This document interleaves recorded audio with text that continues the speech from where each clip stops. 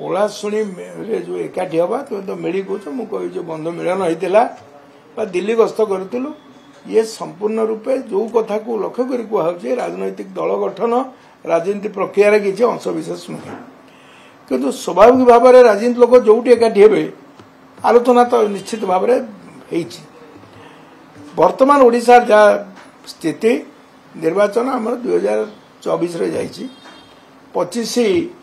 वर्ष चली एवं सिचुएशन एपर्यंत जो माने इलेक्टेड गवर्नमेंट तार मध्य गोटे 5 वर्ष अवधि थिले गोटे समय सीमा मध्य आवश्यक लोके ताकू कोल भाव ग्रहण करें तरबरिया होकि जो मैंने भावुचे जे कि गोटा ओडिशा रे गला ओडिशा हो फर्स्ट इनिंग्स कह 2.5 वर्ष पर सेकेंड इनिंग्स आरंभ हम तेणु ये परिस्थिति रे केवल गोटे कथा ओडिशार समस्या को ओडिशार कथा को कौ स्वर किए ठीक भाव में कर लोक 24 वर्ष देखी 1.5 वर्ष देखिले ये अवस्था मुझेतु विजु जनता दल सभ्य मोर जहाँ नवीकरण करना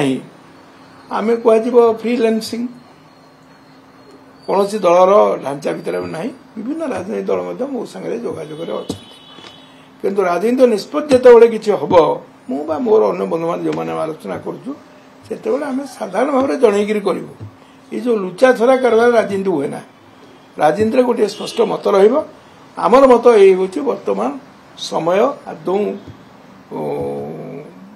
नूतन दल गठन करने आसीना परवर्ती मुहूर्त राजनीतिक स्थिति को देखी कौन स्थिति हो पारे तेणु आमर ये जो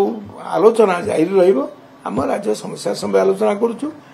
एवं किए आमर अस्त्र हम किए आयुध हम ये लोक समस्या समाधान कर राज्यर विकास हो पार एमर मन स्पष्ट अच्छे आम कौन बंधन भितर आसनी जदि किसी स्थिति नहीं वर्तमान सुधा नुआ दलर आंचलिक दलर किंतु आवश्यकता अच्छी ना नहीं वर्तमान परिस्थिति आवश्यक वर्तमान परिस्थिति मुझे कहबी आवश्यक नहीं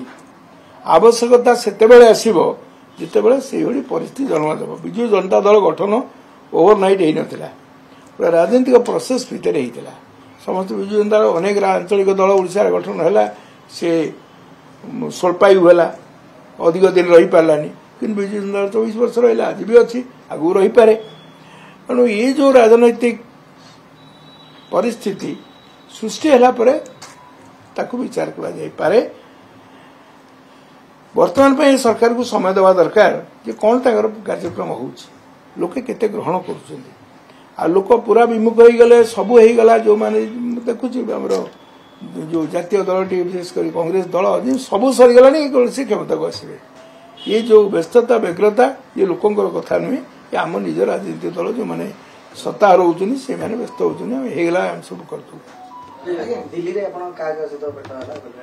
दिल्ली रे मु कहली राजनैतिक दृष्टिकोण किसी गुरुत्व नहीं विभिन्न राजनीतिक दल सागर कथा मैंने नेता देखाई राजनीति कथा कहली विभिन्न राजनीतिक दल तुम आ ना कह दरकार समस्त गोटे दल अच्छी तेणु ये किसी राजनैतिक गुरुत्व नहीं जदि से बड़ी किसी राजनैतिक कथा आसे ताको आमर बंधु मान चर्चा हम आलोचना हम है निष्पत्ति कर जोगाजोग मान निश्चित भाव में अच्छा से विभिन्न राजनैतिक दल जहाँ व्याख्यान बुझे गोटे कहीं आमको फिक्स किंतु आपण देखिबे आज वर्तमान अनेक बीजेडी नेता वर्तमान निश्चित बीजेपी रे ये बीजेडी संगठन काहे कि दुर्बल वर्तमान बीजेडी रे जे नेता ने पचारले कि राज्य नेता को पचारिबे वर्तमान बीजेडी गोटे दुर्ग थिला वर्तमान जो स्थिति थिला अन्य ओरई हो एपरि कि धर्मशाला सेठी सब 100% पंचायत समिति जो माने जिला परिषद मेंबर न जीतला बेले वर्तमान जीतला 5 को 5 जीतला आम चेयरपर्सन होता भाइस चेयरमैन होता आम सर्वाधिक संख्यार थिलु दुर्भाग्य हूँ गोटे संगठन को भांगी देवाई यू उद्यम है भुवनेश्वर उद्यम है से उद्यम परिणति धीरे धीरे जहाँ हो बर्तमान से कहीपर कौ परिस्थिति मैंने दल छाड़ू दल छाड़ाटा गोटे बहुत दुखदायक कथा विशेषकर मत दुख लगुच ये आम प्राय 77 मसीहा पर गोटे संगठन से गढ़ीलु से संगठन जो जहाँ थी ढांचा धीरे धीरे से भुशुड़ी से भुशुड़ा आदौ शुभ लक्षण नुहे जो मैंने भावुन ना सब आम ठीक अच्छी से स्वप्न राज्य अच्छा वास्तव राज्य ना। ମୁଁ କହିଲି ରାଜ୍ୟର ଯୋଉଠି ଯୋଉ ନେତୃବୃନ୍ଦକୁ ବାନ୍ଧିକି ରଖିବା କଥା ସିଏ ଯଦି ଦୁର୍ବଳ ନିଜେ ହେବେ ବାନ୍ଧି ନ ରଖିପାରିବେ ତାଙ୍କ ଉପରେ ବିଶ୍ୱାସ ନ ରହିବ ତାଙ୍କ ପ୍ରତି ବିଶ୍ୱାସ ନଥିବାର ଇଏ ହେଉଛି ତାର ଯାହା ପ୍ରତିଫଳନ।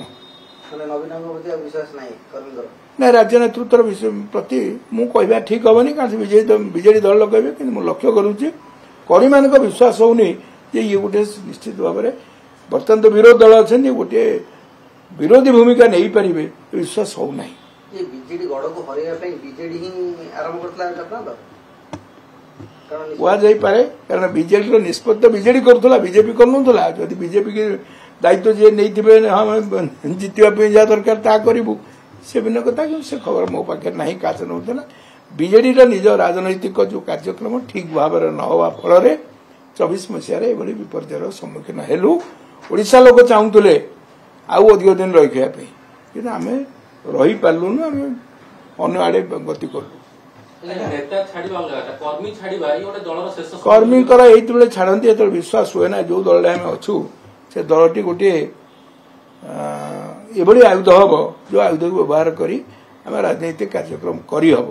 ଏବଂ ଗୋଟେ ରାଜନୈତିକ ଦର୍ଶନ ନ ରହିବ ଯଦି ନିର୍ଦ୍ଦିଷ୍ଟ ବିଚାର ନ ରହିବ ସୁବିଧାବାଦୀ ଭୂମିକା ହେବ ସେ ବିପଦର କାରଣ ହବ ଏ କର୍ମୀମାନଙ୍କର ଆସ୍ଥା ହରାଇବେ କର୍ମୀମାନଙ୍କ ଅନାସ୍ଥାର ଇଏ ହେଉଛି ପ୍ରତିଫଳନ ଦଳ ଛାଡ଼ିବା କର୍ମୀଙ୍କ ଅନାସ୍ଥା ମତେ ବିଭିନ୍ନ ସରପଞ୍ଚ ସମିତି ସଭ୍ୟ ଯୋଉମାନେ ସବୁ ଆଲୋଚନା ମୋ ସାଙ୍ଗେ କରୁଥିଲେ କାରଣ ମୁଁ ତ କହିଛି ମୁଁ ଦଳ ଭିତରେ ନାହିଁ ମୁଁ କଣ ତାଙ୍କୁ କହିବି କୋଉ ଭରସା ଦେବି ଯୋଉମାନେ ଦଳରେ ଅଛନ୍ତି ସେମାନେ କହିପାରିବେ ହଁ ଆମେ ଭରସା ଦଉଛୁ ଦାୟିତ୍ୱ ନେଉଛୁ ସେଠି ବଡ଼ଚୁଆଁରେ ଦାୟିତ୍ୱ ନେବା ଅବସ୍ଥାରେ କେହି ନାହାନ୍ତି ଲୋକେ ବେସାହାରା ହେଇଛନ୍ତି। ଯେମିତି ଆପଣ କହୁଥିଲେ କି ଆପଣ କିଛି ବରିଷ୍ଠ ନେତା ମାନେ ଏକାଠି ହେଉଛନ୍ତି ତେଣୁ ପୂର୍ବରୁ ମଧ୍ୟ ସୌମ୍ୟରଞ୍ଜନ ପଟ୍ଟନାୟକ କହିସାରିଛନ୍ତି ବିଜୟ ମହାପାତ୍ର ମଧ୍ୟ କହିସାରିଛନ୍ତି ଦୁଇଟା ଆଞ୍ଚଳିକ ଦଳ ବା ନୂଆ ଆଞ୍ଚଳିକ ଦଳ ଗଠନକୁ ଯାଉଛି ଆପଣ ମଧ୍ୟ ସେଥିରେ ସାମିଲ ନାଇଁ ଯାଉଛି କେହି କହିନାହାନ୍ତି ଆବଶ୍ୟକତା ଅଛି ହୁଏତ କହିପାରନ୍ତି କିନ୍ତୁ ମୋର ତ ମତ ହେଉଛି ବର୍ତ୍ତମାନ ସମୟ ଆସିନାହିଁ ସମୟ ଆସିଲା ପରେ ସେ ସମ୍ପର୍କରେ ଆଲୋଚନା କରିବା।